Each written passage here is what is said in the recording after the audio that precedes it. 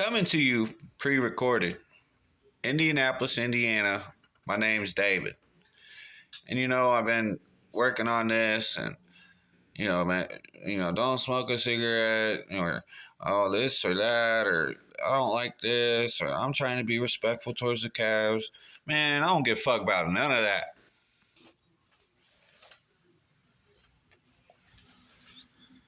I'm done being humble, bro. I'm tired of acting like I'm supposed to be scared of the Cavaliers, bro. I'm tired of acting like it. I'm tired of being respectful and like, oh, Donovan Mitchell's a good player. Man, fuck Donovan Mitchell. What has he ever done, bro? Why am I?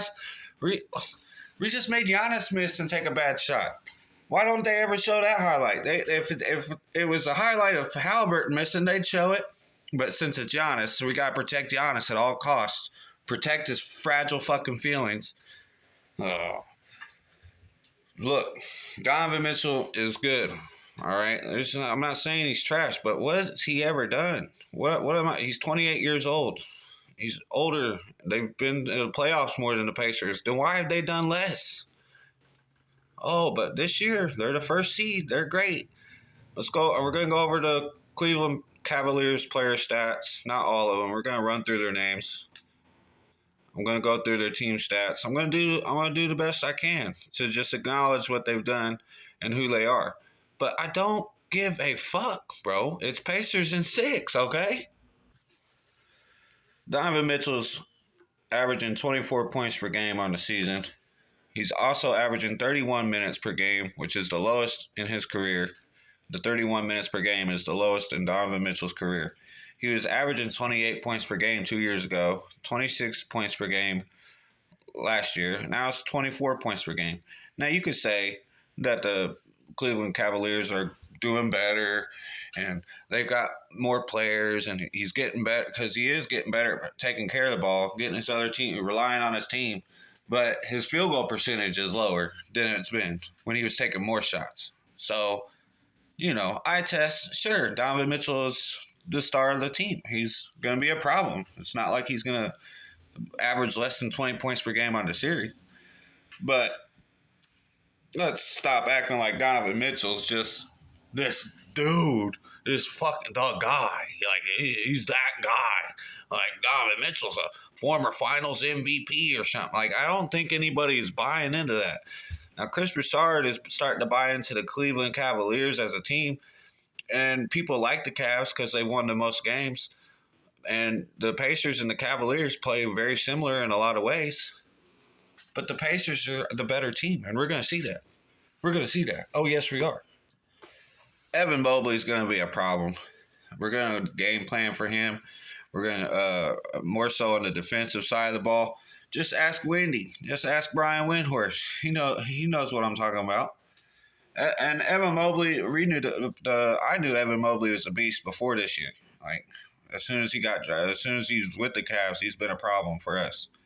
But this year, Evan Mobley's averaging 18.5 points per game, 55 field goal percentage, 9 rebounds a game. He's been a menace defensively. Ever since Wemby got hurt, they was trying to put Evan Mobley in the conversation of his defensive player of the year, wasn't it? With Draymond. So Evan Mobley, yeah, we gotta get him out of the paint. Him and Jared Allen. The Cavs are good. I'm not saying the Cavs are trash. I'm saying the Pacers are better. Okay.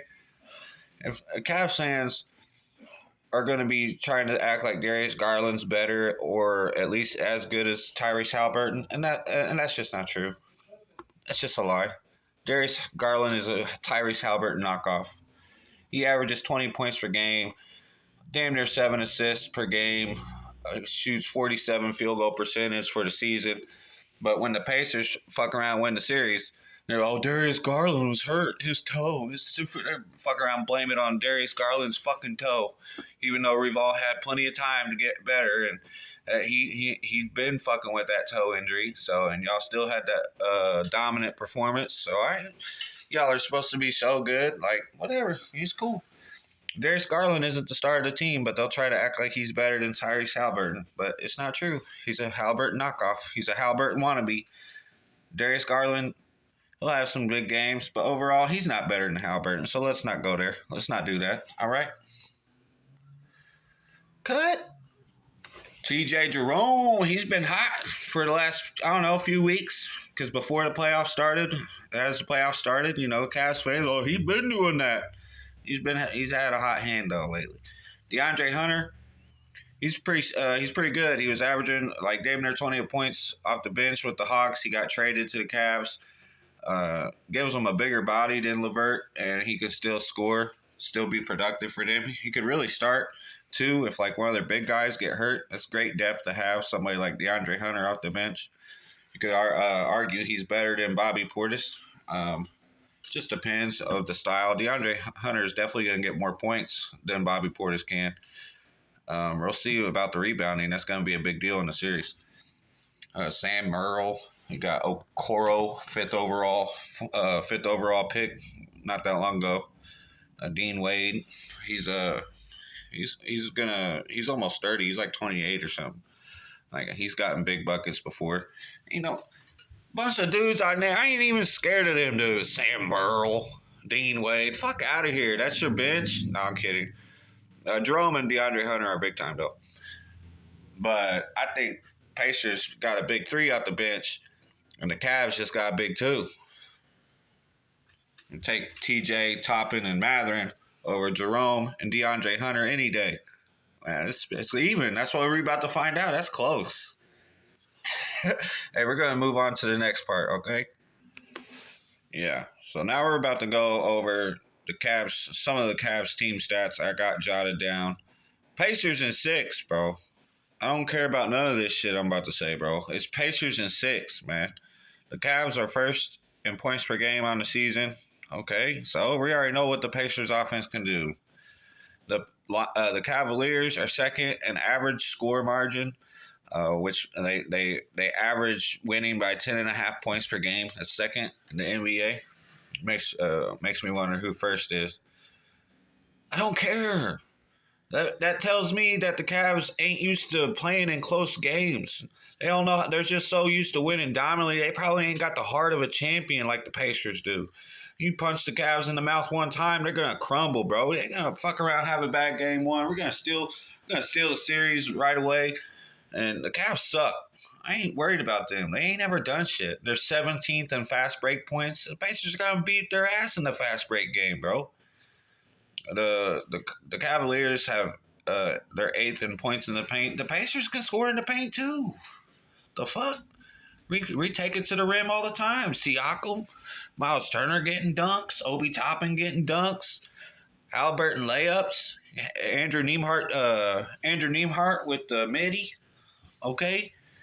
Now the Cavs are 9th in assists. They're 5th in assist to turnover ratio. So, like the Pacers, the Cavaliers do a good job of taking care of the ball and distributing and facilitating. The Cavs do play as a team. The Cavs play a lot like the Pacers, but they don't have the team chemistry or the coaching advantage that the Pacers have. We're going to see that. You're going to see.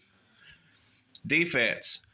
The Cavs are 10th in opponents' points per game. Okay, that's fine. They're used to winning by a lot. They got a good defense. They got Evan Mobley out there, Jared Allen. They can clog the paint with the big guys. You play perimeter defense with Strus.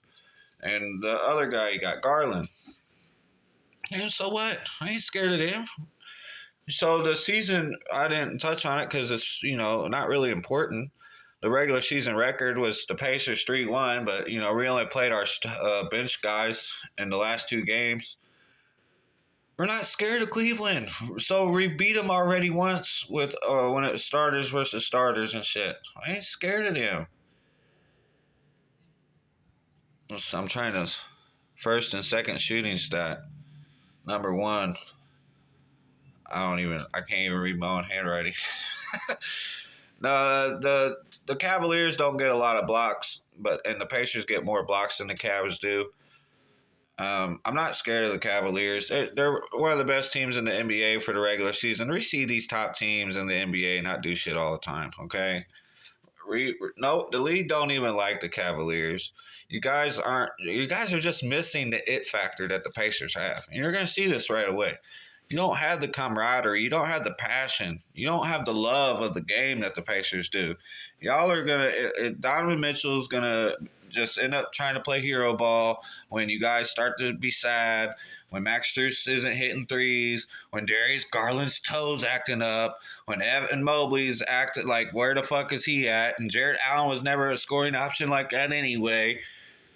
And Donovan Mitchell's gonna like, oh, I gotta take over the ball, and he's gonna brick, brick, brick, and you're gonna be like, what the fuck? And the Pacers are gonna play as a team, and they're gonna get the open shot, and they're not gonna be like superstar reliant, because even though the Cavs haven't been in the regular season, well, Donovan Mitchell is low-key a diva. I mean, that's kind of harsh. Donovan Mitchell's just not that guy. He's gonna fuck it up.